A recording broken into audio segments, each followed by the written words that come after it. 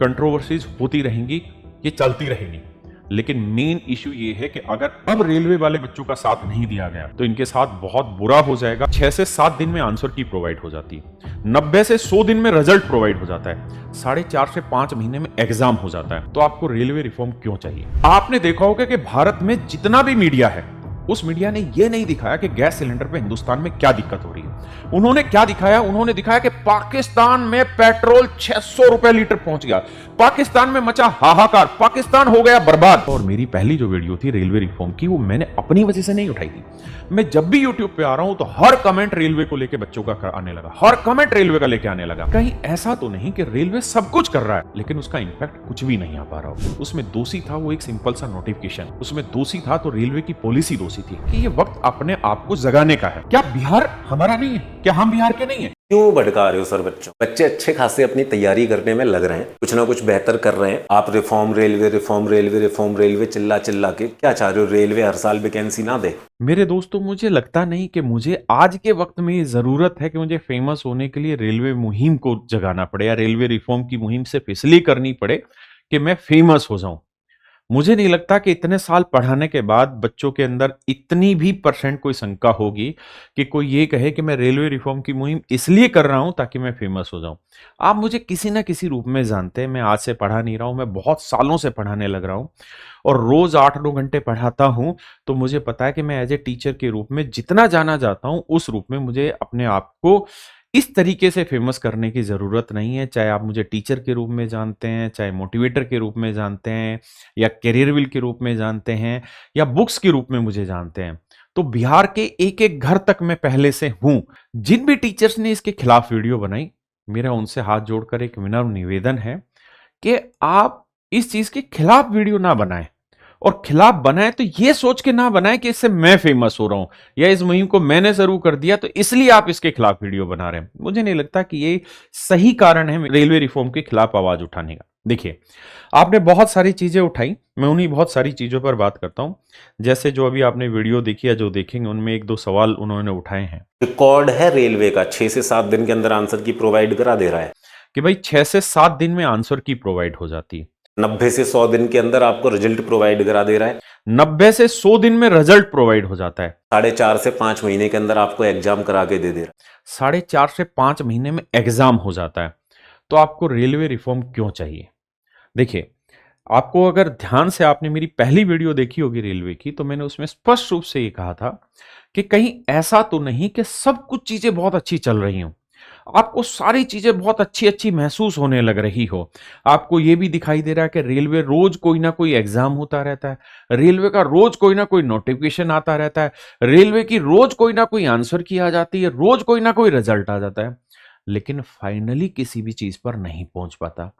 देखिए, एक छोटे एग्जाम्पल से आपको समझाने की कोशिश करता हूं। पिछले 2 से 3 साल में आपने अरविंद केजरीवाल का नाम मीडिया में बहुत सुना होगा, और उस 2 साल पहले से आपने राघव चड्ढा का नाम बहुत सुना होगा। राघव चड्ढा जो है वो आम आदमी पार्टी के युवा नेता थे, हैं भी, और वो अरविंद केजरीवाल के साथ कदम से कदम मिलाकर आगे बढ़ते थे। लेकिन पिछले 2 साल में जब से ये जो लीकर स्कैम हुआ, दिल्ली में जो लीकर स्कैम आया, और उस कारण से जब अरविंद केजरीवाल जेल में गए, तो उस पूरे 2 ढाई 3 साल के टेन्योर में क्या हुआ कि राघव चड्ढा जी सोशल मीडिया पे पूरी तरह एक्टिव रहे, हर चीज में एक्टिव रहे, यहां तक कि राज्यसभा में भी खूब बोला, लेकिन अरविंद केजरीवाल के साथ कहीं नहीं दिखाई दिए, बीजेपी के खिलाफ एक शब्द नहीं बोला, बल्कि ऐसे मुद्दे उठा लिए गए जिससे लोगों को यह लगे कि राघव चड्ढा आम आदमी की आवाज उठाने लग रहा है। लोगों को यह फील गुड फैक्टर कराने के लिए कि देखिए एयरपोर्ट पे समोसा महंगा मिलता है। अरे भाई, एक बात बताओ, आज के समय में युद्ध की वजह से जो घर में काम वाले लोग होते हैं या जो फैक्ट्रियों में काम करने वाले लोग होते हैं, उनको 6-6 हजार रुपए में एक गैस सिलेंडर खरीदना पड़ रहा है। मुद्दा वो नहीं उठ रहा, मुद्दा वो उठ रहा है कि एयरपोर्ट पे समोसे का रेट क्या हो, एयरपोर्ट पे पानी का रेट क्या हो, एयरपोर्ट पे अगर कोई जा रहा और वो कॉफी पीना चाह रहा है तो उसका रेट क्या हो। मेरे दोस्तों, यही सब चीजें होती हैं कि असली मुद्दे से ध्यान हटा के आप ऐसे मुद्दे पे ले आए।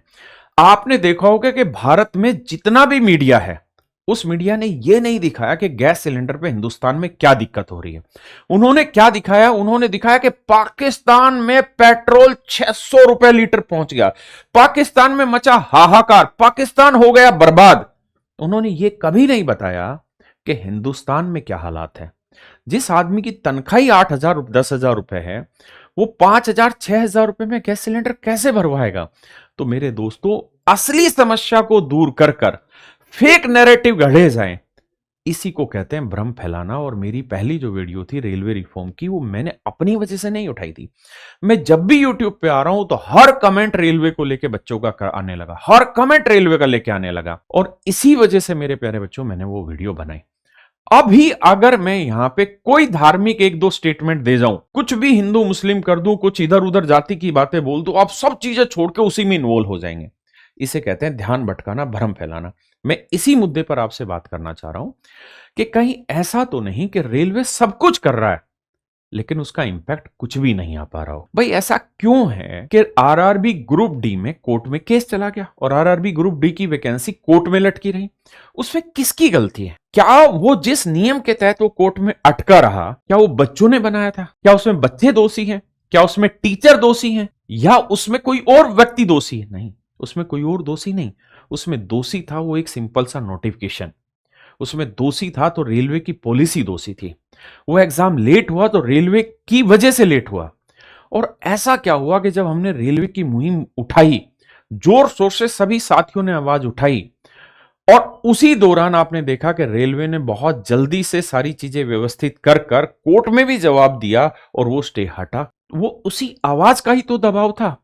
लेकिन अगर मान लीजिए इसी तरीके से वैकेंसी पे स्टे लगता चला गया, जैसे अभी एक नया मुद्दा आपने सुना होगा बहुतों ने, अभी आपने सुना होगा तेलंगाना में बहुत सारे ऐसे बच्चे थे जो अप्रेंटिस किए हुए थे, उन्होंने कोर्ट में केस फाइल कर दिया। क्यों? क्योंकि इस वजह से, रेलवे की वजह से नए बच्चों और पुराने बच्चों में नंबर में डिफरेंस आने लग रहा है।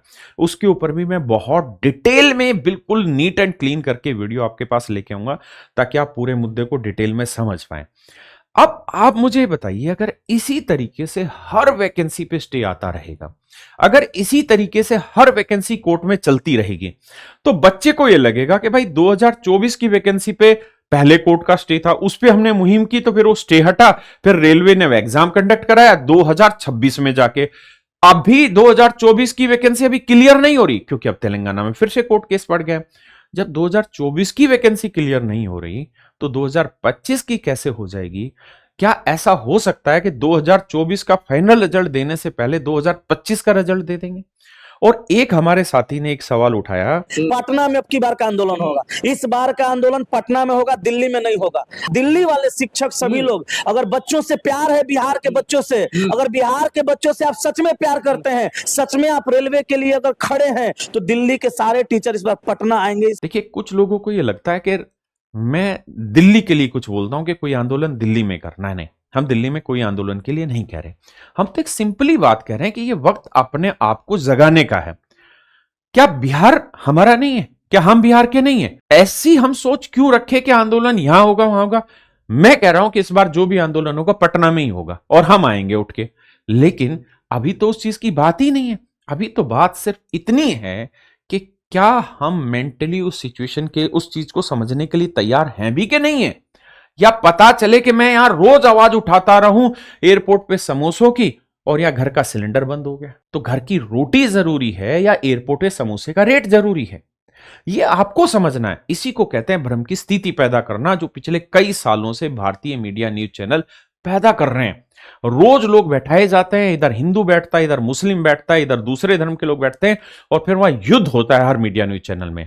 और इससे क्या हुआ कि कुछ साल तो लोगों के निकल गए इसी में। उसके बाद लोग सचेत हो गए कि तो पागल बनाने लग रहे हैं। फिर क्या हुआ? लोगों ने मीडिया न्यूज चैनल देखने बंद कर दिए। तो हम भी आज यही काम कर रहे हैं कि जो भ्रम पैदा किया जा रहा है उसके बादल छांटे जाएं, क्लियर किए जाएं, ताकि लोगों को ये समझ आए कि ये सब गलत हो रहा है और हमें नीट एंड क्लीन टाइम पे एग्जाम चाहिए। भाई रेलवे हर साल कैलेंडर निकाल दे रहा है। जब 12वीं करके 1 करोड़ बच्चा आ रहा है, तो क्या, मैं तो कह रहा हूं 1 करोड़ नहीं, उसका आधा बच्चा ओवर एज नहीं हो रहा होगा? आधा बच्चा तो कम से कम ओवर एज हो रहा होगा ना हर साल। आप कह रहे हैं कि जी रेलवे का प्रोसेस तो लगता ही है, और आप कह रहे हो कि बच्चा रिपीट होने लग रहा है। भाई हर साल 1 करोड़ बच्चा 12वीं पास करके आता है, तो भाई ये भी तो देखो कि हर साल 50 लाख उनमें से ओवर एज होके भी चला जा रहा।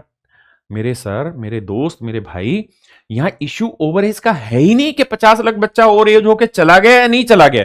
इश्यू सिंपल सा ये है कि जो बच्चा 2024 ग्रुप डी की भी सिलेक्शन लेगा, वही बच्चा 2025 में भी सिलेक्शन ले जाएगा, 2026 में भी सिलेक्शन ले जाएगा। कारण क्योंकि उसकी तैयारी चल रही है और ग्रुप डी का पेपर 2024 का 2024 में हुआ ही नहीं, वो 2025 में भी नहीं हुआ, वो 2026 में हुआ है। आप इस पॉइंट को समझो कि एक ही बच्चा उस ड्यूरेशन में बहुत सारे एग्जाम फिल करने लग रहा होगा। और आप एक बात समझिए बेसिक तौर पे, आप जो ओवरेज का इश्यू उठा रहे हैं कि हर साल 50 लाख बच्चा भी तो ओवरेज होके बाहर हो जा रहा है कॉम्पिटेटिव एग्जाम से, आप एक बात ईमानदारी से बताइए, क्या रेलवे की वैकेंसी में एज 18 से 20 साल होती है या 18 से 23 साल होती है कि 3-4 साल के लिए बच्चा तैयारी के लिए होता है? अरे रेलवे में तो अच्छी खासी बच्चे को एज मिलती है तैयारी करने के लिए। कोई ऐसा थोड़ी है कि 2 ही साल मिलता है टाइम और 2 साल के बाद तैयारी करके चल छोड़ देगा वो। और दूसरी चीज ये कि क्या बिहार, क्या हरियाणा, क्या राजस्थान, कोई भी स्टेट हो, क्या आज के समय में लोगों के पास जो तैयारी कर रहा है गरीब परिवार का बच्चा, उस सरकारी नौकरी के अलावा उसके पास कोई विकल्प है? जवाब है नहीं। तो वो तो सरकारी नौकरी की तैयारी करेगा ना, और जब वो तैयारी कर रहा होगा तो सारी पोस्टों के लिए तैयारी कर रहा होगा। तो बच्चा एनटीपीसी का भी एग्जाम देगा, ग्रेजुएशन लेवल का, अंडर ग्रेजुएट का भी एग्जाम देगा, एएलपी का भी एग्जाम देगा, ग्रुप डी का भी एग्जाम देगा, एसएससी का भी एग्जाम देगा, सारे स्टेट एग्जाम भी देगा। तो मैं कहना आपको ये चाह रहा हूं कि जो ये जितने भी रिजल्ट आ रहे हैं ना, उनमें ध्यान से देखेंगे तो एक ही बच्चा, यानी वही बच्चे हर रिजल्ट में दिखाई दे रहे होंगे। और अगर वही बच्चे उन सारे रिजल्ट्स में दिखाई दे रहे होंगे तो उससे क्या होगा कि कट ऑफ हमेशा बढ़ती रह जाएगी और बहुत सारी सीटें खराब होती चली जाएंगी। तो मुद्दा ओवरेज का नहीं है, मुद्दा रिपीटर्स का है, जो मैं आपको समझाना चाह रहा हूं। दूसरा, आपने कहा कि भाई बहुत सारी, आपने जो 2024 के कैलेंडर की बात की उसमें से बहुत सारी चीजों का प्रोसेस चलने लग रहा है। सर 2024 का प्रोसेस अगर आज तक चल रहा है तो क्या ही मतलब हुआ? और दूसरी, ज्वाइनिंग भी आई तो कितने जोन की आ गई एएलपी में और कितने जोन अभी बाकी हैं? डॉक्यूमेंट वेरिफिकेशन चल रहा है। अरे सर, डॉक्यूमेंट वेरिफिकेशन इतनी बड़ी चीज नहीं है कि वो महीनों महीनों चलता चला जाए। और अगर आप इस चीज के लिए मेंटली तैयार है कि वो महीनों महीनों चलते चले जाएं, तो सर मैं इसमें आपको क्या ही कह सकता हूं। फिर आपको जैसा ठीक लगे आप वीडियो बनाते रहें, लेकिन क्या हम अपने बच्चों के लिए आवाज भी ना उठा पाए? तो मुझे लगता है हम सबको आवाज मिलकर उठानी चाहिए। आप पता नहीं किस चीज का रिफॉर्म चाह रहे हो, क्या रिफॉर्म चाह रहे हो, किन किन पॉइंटों पे रिफॉर्म चाहिए, पॉइंट तो बताओ। जो हमारे टीचर साथी ने कहा कि भाई तुम ये तो बताओ कि तुम रेलवे रिफॉर्म में करवाना क्या चाहते हो, जिसके लिए हम तुम्हारा साथ दें।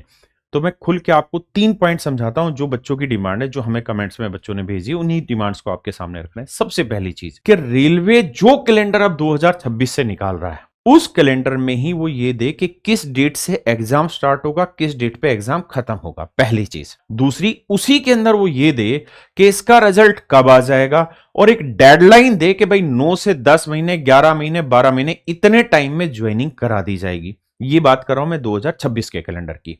पहली डिमांड ये है कि विद इन टाइम कैलेंडर दिया जाए और कैलेंडर में ये चीजें स्पष्ट हो। ये ना लिखा हो कि अप्रैल से लेकर सितंबर के बीच में एग्जाम कराया जाएगा, और जबकि एग्जाम उन्होंने करना है 10 सितंबर और आप दे रहे हैं 6 महीने के बीच का टाइम। ये सब नहीं चलेगा। आप एग्जैक्ट कैलेंडर दीजिए जिसके अंदर बिल्कुल सारी चीजें साफ लिखी हो। हम एग्जाम कौन सी डेट से स्टार्ट लेके कब तक रखेंगे, दूसरा हम रिजल्ट कितने दिन में प्रोवाइड कर देंगे, और तीसरी चीज हम फाइनल प्रोसेस को इतने महीने में एंड कर देंगे। ये हमारी पहली डिमांड। दूसरी डिमांड, जो 2024 और जो 2025 के कैलेंडर हैं, अब 2024 का कैलेंडर तेलंगाना वाले इश्यू के चक्कर में अगर लटक गया ग्रुप डी का, तो ये बच्चे तो बेचारे परेशान हो जाएंगे। तो 2024 और 2025 इन दोनों कैलेंडर को रेलवे डिपार्टमेंट अगले 8 महीने में खत्म कराए, इस बात की गारंटी मिले कि अगले 8 महीने में 2024 और 2025 के कंप्लीट कैलेंडर खत्म हो जाएंगे। मतलब जितनी भी वैकेंसी उनके एग्जाम होने के अलावा, डॉक्यूमेंट वेरिफिकेशन होने के अलावा, सब कुछ करने के बाद विद इन 8 मंथ अब उसको नेक्स्ट 8 मंथ में उनको ज्वाइनिंग मिल जाए। मतलब मोटा माटी कहें तो इस साल दिसंबर 2026 तक 2024 और 2025 का कैलेंडर पूरा होके उनकी ज्वाइनिंग हो जाए। और तीसरी और सबसे अहम जो हमारी डिमांड है वो ये कि सर सबसे पहले 2024-25 में अब जितना भी रिजल्ट आए उसमें वेटिंग लिस्ट साथ की साथ लाई जाए, क्योंकि यही वेटिंग लिस्ट हमारे बहुत सारे सवालों का जवाब होगी, क्योंकि बहुत सारी ऐसी चीजें हैं जो मैंने आपको समझाई रिपीटर्स बच्चे की। अगर वेटिंग लिस्ट आएगी तो 2024 की आई हुई वैकेंसी 2024 के नाम पे ही फिल हो जाएगी। तो ये 3 हमारी मुख्य मांगे हैं। इसके अलावा भी बहुत सारी ऐसी डिमांड्स हैं जो बच्चे चाहते हैं, जो मुझ तक नहीं पहुंची होंगी। तो मैं आप सब बच्चों से ये कहता हूं कि इस वीडियो में आप अपने कमेंट के थ्रू अपनी एग्जैक्ट डिमांड बताइए कि और कौन कौन से इश्यू रेलवे में आप रिजोल्व करना चाहते हैं।